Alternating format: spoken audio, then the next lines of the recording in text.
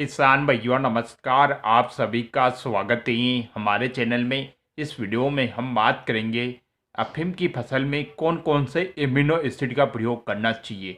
जैसा कि दोस्तों अफीम की फसल में अनेक प्रकार के पोषक तत्वों की आवश्यकता होती है, जिनमें से प्रमुख पोषक तत्व एमिनो एसिड है। एमिनो एसिड आपकी अफीम की फसल में क्या काम करता है, एमिनो एसिड आपकी फसल को जरूरत कब होती है और आपकी फसल में एमिनो अमल की कौन से स्टेज पर देना चाहिए, अमीनो अमल की अफीम की फसल पर पूरी जानकारी के साथ बात करेंगे।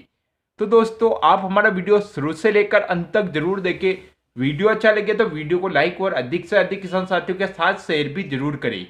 दोस्तों मैं इस वीडियो में आपको अमीनो अमल के दो ऐसे दवाइयों के बारे में जानकारी देने वाला हूं, जिनमें एमिनो अमल यानी कि 70 से 80% पाया जाता है। तो इन दोनों दवाइयों के बारे में इस वीडियो में पूरी जानकारी के साथ बात करेंगे। तो दोस्तों अगर हम बात करें तो जो आप शुरू में प्रोडक्ट देख पा रहे हो, यह प्रोडक्ट बायर कंपनी का एम्बिशन है, जो कि आप सभी इस प्रोडक्ट को भी भली भांति जानते होंगे। और जो दूसरी दवाई देख पा रहे हो, यह दवाई सिजेंटा कंपनी का इसाबियोन है। इस दवाई को भी आप भली भांति जानते होंगे। यानी कि मैं दोनों जो दवाइयाँ लेकर आया हूँ ये आपकी जानी पहचानी दवाइयाँ हैं।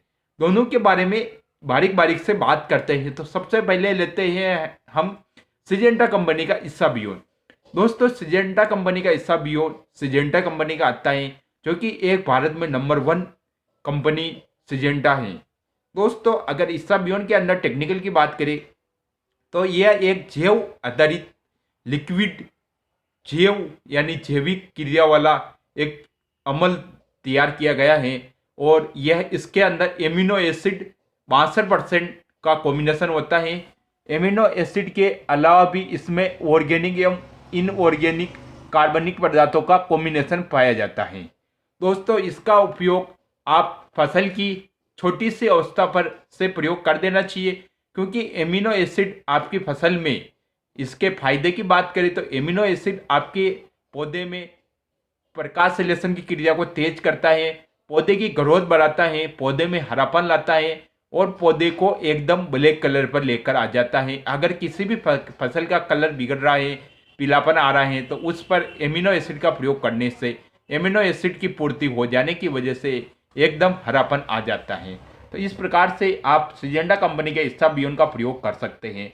अफीम की फसल में इसके डोज या स्प्रे की बात करें तो अफीम की फसल में जब 30, 50, 70 दिन तक अफीम की फसल हो जाती है, 70 दिन तक आप इसमें एमिनो एसिड का स्प्रे 1 से 2 बार कर देना चाहिए। स्प्रे में इसाबियोन की मात्रा आपको 40 ml प्रति पंप रखना चाहिए। अगर आप जमीन में टपका रहे, जब आपके अफीम में घोड़ियाँ आ रही हैं, फूल आ रहे हैं, उस समय पर आप अफीम में सिजेंटा का इसाबियोन टपका रहे हैं, तो इसके लिए आप 1 लीटर 10 आरी में टपका देना चाहिए। दूसरे नंबर पर आता है बायर कंपनी का एम्बिशन। दोस्तों एम्बिशन के अंदर भी एक ही यानी कि एमिनो एसिड का टेक्निकल पाया जाता है। यह भी एमिनो एसिड सेम इसाबियोन के जैसा काम करता है।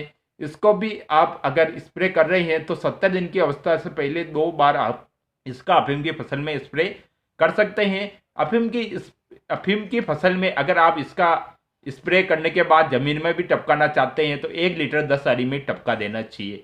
यानी कि दोनों में एक ही सेम चीज है। आप अगर दुकान से लेकर जाते हैं तो एक दवाई लेकर जाए, दोनों का काम सेम है, दोनों का काम एक ही दवाई कर देगी। दोनों ही बायर और सिजेंटा हैं, दोनों ही बढ़िया ब्रांड कंपनी के प्रोडक्ट हैं। तो आप इन दोनों में से अपनी अफीम की फसल में स्प्रे व जमीन में जरूर देवे। तो दोस्तों आज के वीडियो में इतना ही। धन्यवाद। जय जवान जय किसान।